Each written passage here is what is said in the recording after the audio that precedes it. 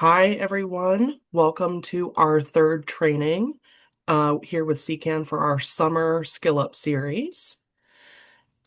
We want to thank you for joining. This is our retaping from the live training that we had. So glad to have you here with us.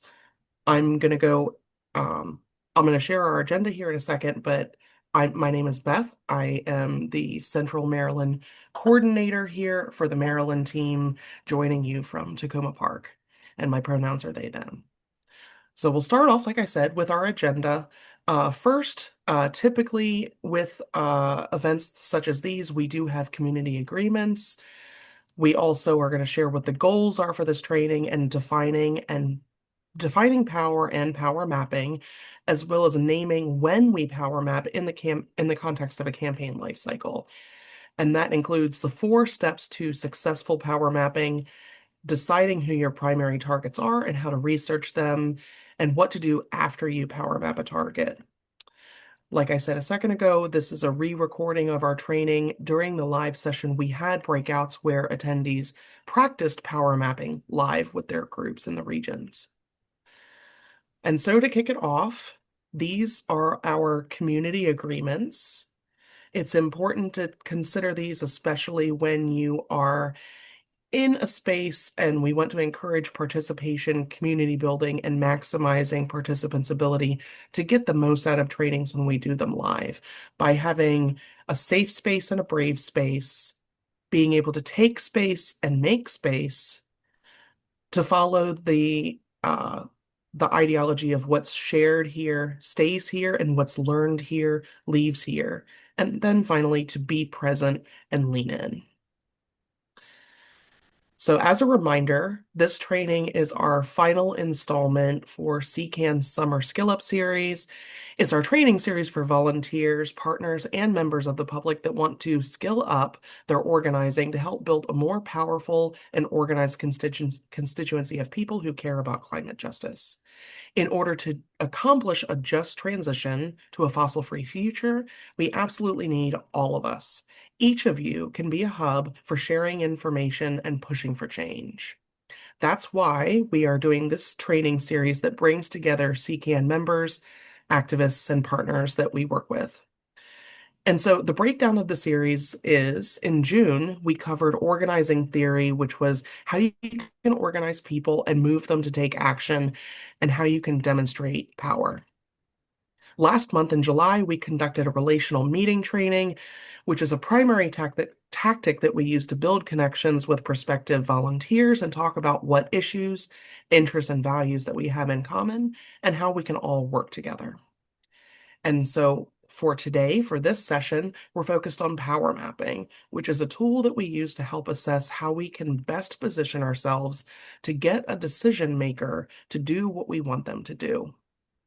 I'm going to pass the next section over to my colleague Dolly to talk about defining what power is. Take it away, Dolly. Thank you, Beth. A key dimension of strategy, of having a plan to win, is turning the resources we have into what we need to achieve change. In other words, we need to build power. What is power? Dr. Martin Luther King defined power simply as the ability to achieve purpose. I also love that in Spanish, the word for power is poder, which translates into the ability to act. So if we go back to our definition of strategy in the introduction to organizing, which is turning what you have, resources, into what you need, power, to get what you want, our goal, we can see how power connects to strategy. In most scenarios, dealing with climate policy, we are dealing with actors that are outside of our community, trying to move people that have power over us. And we have to identify what is motivating them to act or not to act on our issue and why. And is there a way we can reconfigure our resources? Let me give you an example of how we have built power that has resulted in a win.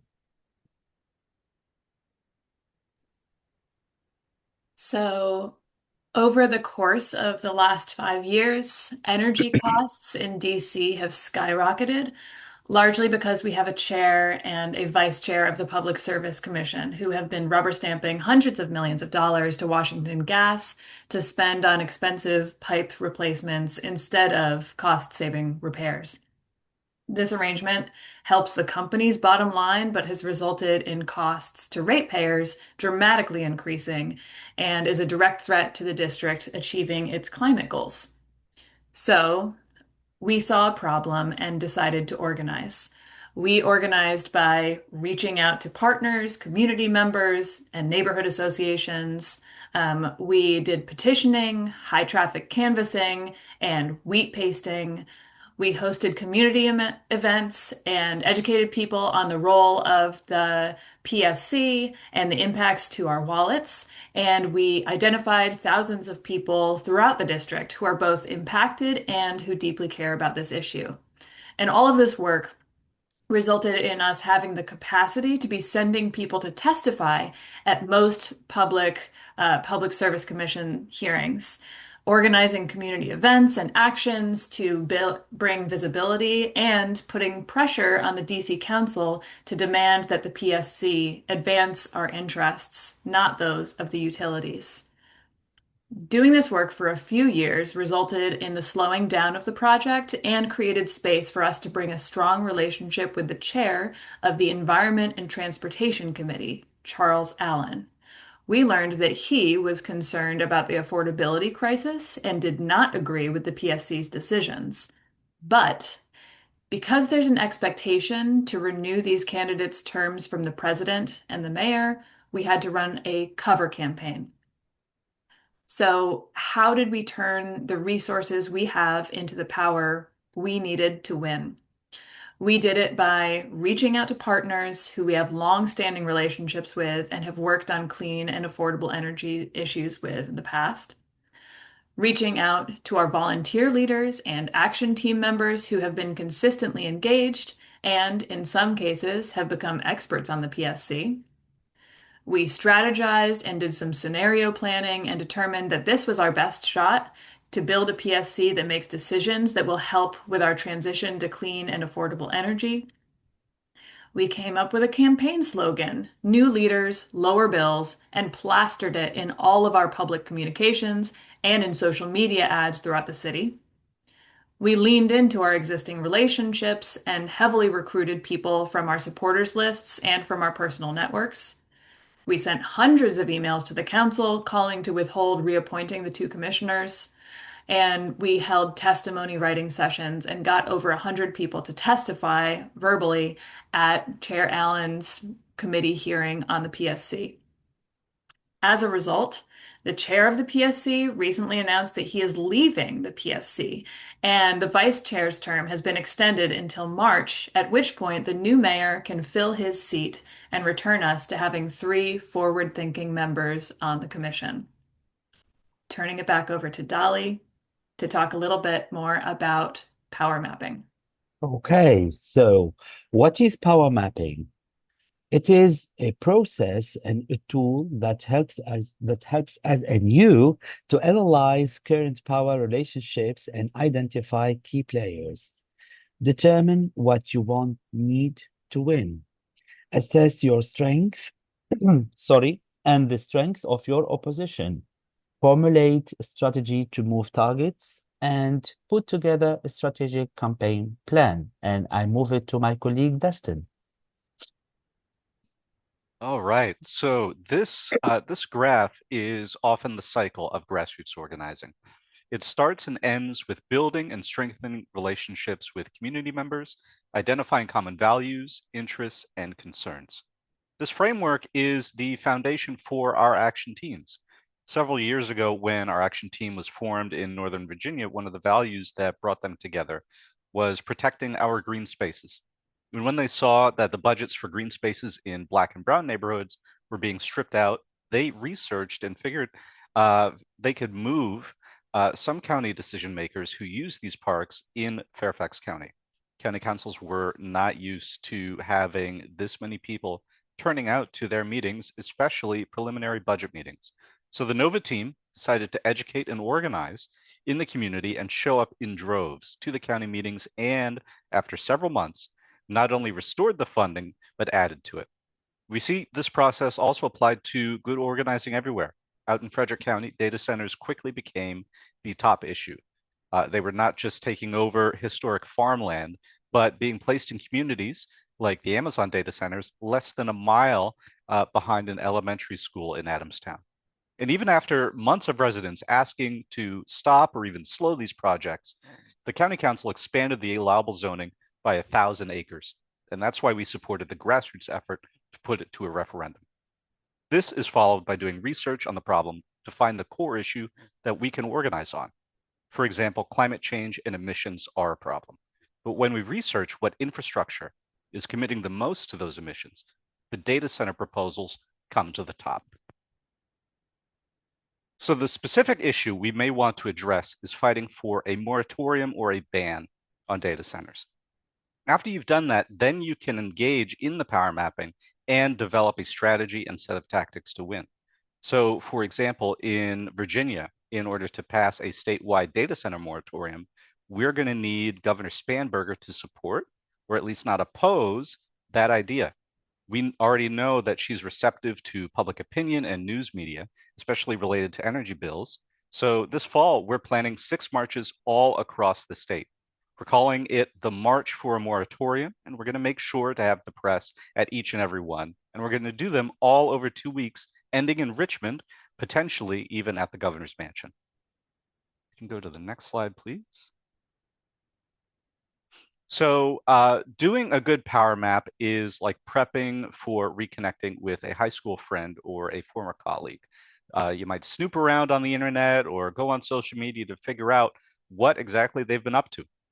So what are the 4 or 5 steps to successful power mapping? First is naming your primary targets. You also want to research your target and visualize the relationships on a power map. You also want to name and assess the relationships and resources that your people have. I'll pass this back to Beth.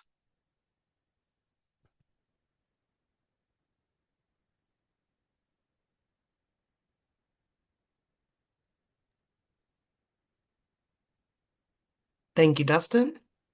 Next, we would want to name and assess the primary targets. So once you've decided on an issue, you should do some research. You want to find out who the primary decision makers for each of the issues you have are. Who has the power to give you the thing that you need and the thing that you want? Are the targets supportive or opposed to that issue? What about their constituencies? Are they supportive or opposed?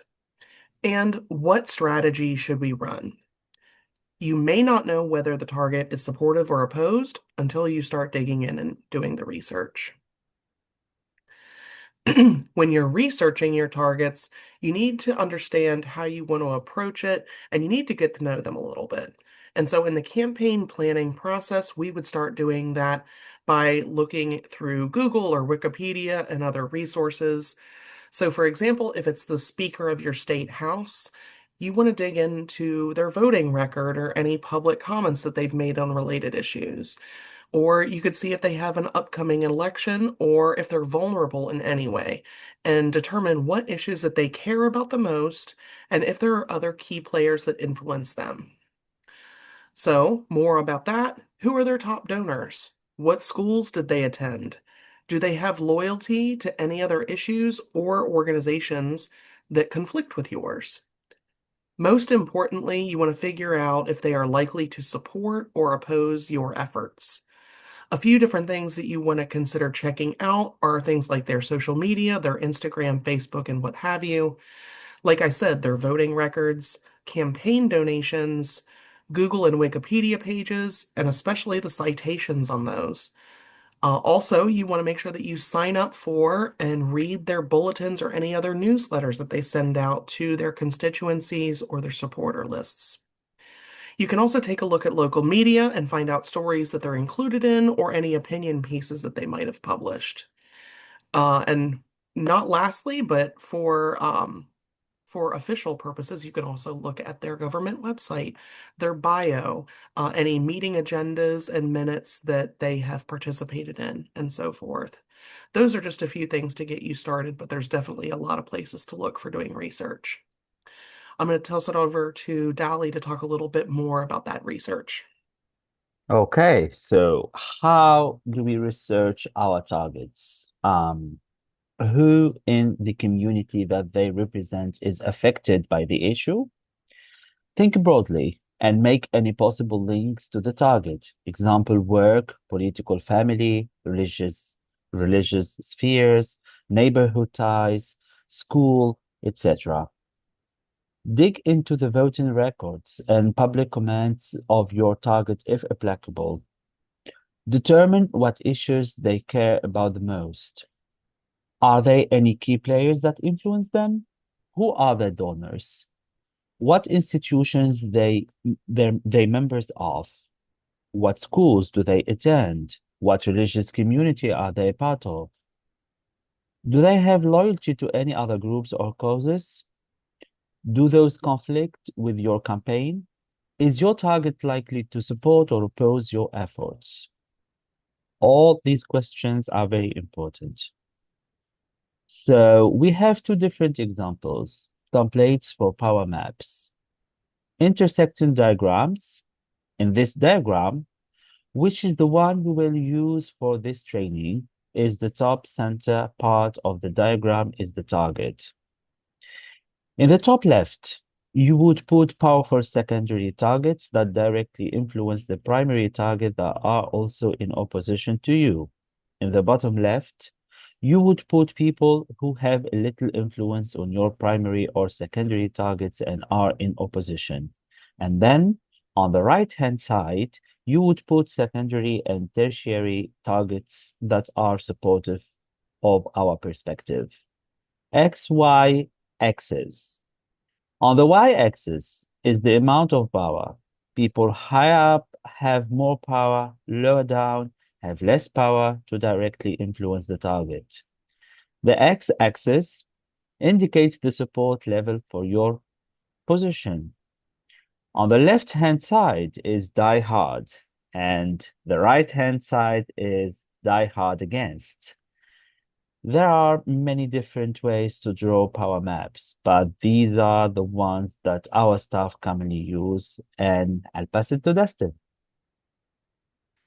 All right. So here, through what we've gathered, we've built a sample power map for Senator Bill Ferguson, who is the president of the Senate here in Maryland. We are also trying to pass a moratorium on data centers.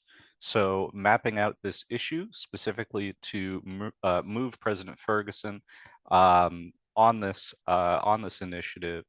One of the first things that we learned from power mapping that were relevant to this campaign were that Bill Ferguson said data centers should pay a higher rate for transmission and infrastructure.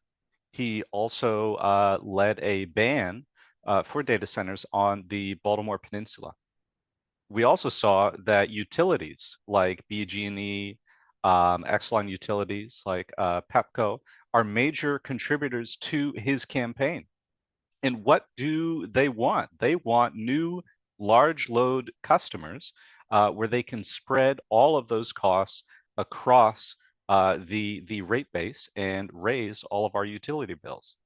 What are some other things that decision makers have also said? We have Governor Moore, who has been on record supporting many data center projects. He supported building out a data center in Charles County and even building a new gas plant to help power them. But another wrinkle to this is the governor and Senator Ferguson were also on opposing sides of the redistricting discussion that just happened in the Maryland special session. So that also changes the landscape. A little bit closer to our position is Mayor Scott, who signed a moratorium into law in Baltimore. On this chart, we can also see many of our organizing and labor colleagues. We have the Baltimore Teachers Union and other teachers unions, CASA, South Baltimore Community Land Trust, and Progressive Maryland. Individually, like all of our different groups, we may not have a great deal of power on our own, but together as part of a coalition, or at the very least, working together in solidarity, we can combine to help push our target to our desired position. So our entire theory of change for an initiative like this, one thing, before and after every legislative session, legislators want to meet with their constituents, especially in a historic election year like 2026. We held in district meetings last year and the year prior and attended events where they'd be speaking to maintain pressure on our core issue. And we can expand those efforts in 2026 to combat a lot of the power that BG&E and Exelon have. We can highlight the dangers of the gas infrastructure that they are trying to push. A deadly house explosion occurred here in Maryland just about 3 or 4 weeks ago. It affects our health. We are paying upfront for dirty, polluting gas infrastructure that we don't need or want. We have volunteers who are sending postcards, people who are attending rallies, and even helping test their neighbors' homes for toxic nitrogen dioxide buildup. There's also a 1-year moratorium here in Baltimore City, like the majority of Maryland, but it doesn't affect facilities like Johns Hopkins Research Labs, which they received $9 million for just days before that moratorium took effect. Many Baltimoreans here in the city and the region are still organizing and taking action to make their voices heard, and it's that sort of pressure that can help move our target on this issue. I'll pass it back to Ting. Great. So the fundamental questions we're trying to address here are, what resources and relationships do we have that they need or want? Often resources need to be withheld, distributed, or organized in new ways. What resources or relationships can you and your organization or coalition deploy, and what resources can you not deploy, right? Can you stop from deploying? And three, given the political environment at the time, what are the opportunities you have for continuing to build power and expand your movement? Four, what are the threats that are presented to you? For example, going back to our DC example that I talked about earlier, we were having a contentious race for mayor. The mayor-elect, Louis George, is very much willing to work with us on appointing new leadership to the Public Service Commission. However, her challenger was the one who oversaw and rubber-stamped the nominations of the current commissioners, and he had to relinquish his position on the council to run for office. So this situation, which we did not create, presented both an opportunity if Louis George were to win, and a threat should her challenger win. And also, we've organized the support of all climate and environmental organizations in DC, built strong relationships with key members of the council, including the now mayor-elect, have cultivated hundreds of residents who deeply care about this issue, and have a breadth of leadership that are truly experts on the PSC. Okay. So at this point in the training, we went to breakouts, but I'm going to jump ahead and talk a little bit about determining your strategy, which is what this slide shows here. So this is another useful kind of visualization tool to think about how you are how your target falls and therefore what kind of strategy or campaign you are going to plan out. So a good power map helps you to determine the correct strategy, your set of tactics, etc. And you also need to, in doing that power mapping and your campaigning exercise, research what the public opinion on your campaign is. Some of you may already have a pulse on that from being an active member of your community, and certainly if you're talking about uh, data centers right now, the winds are feeling very much in our favor in terms of public opinion. So this map is a way to show, or this grid, um, whether you should do a hero campaign, a pressure campaign, a political cover campaign, or if education is needed. So on the right side of the screen, you'll see if your target is against you, against us and our issue, but the public is with us. So, say your target really wants a data center that you are trying to fight, but the public and their constituents seem to be on the side of not having the data center there. Then you might set up a pressure campaign. You're trying to pressure that target into opposing the data center because that's where their constituents are on this issue.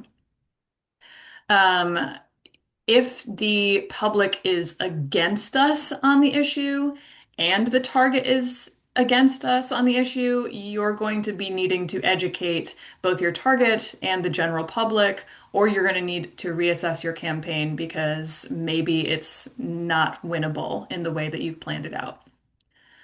If the target is with us and the public is with us, that's a great position to be in, of course. So you can have a hero campaign, which might look like really like just bolstering that person, the visibility of that person supporting your issue. It might look like thank you letters, other ways to express gratitude and kind of shine a light on that person being on the same side as you are on your campaign. And that can help to then win other potential targets or like elected officials over to your side as well. So you're painting them as a real hero in the scenario. And then if the target is with us, but the public is against us, then you're going to set up a political cover campaign.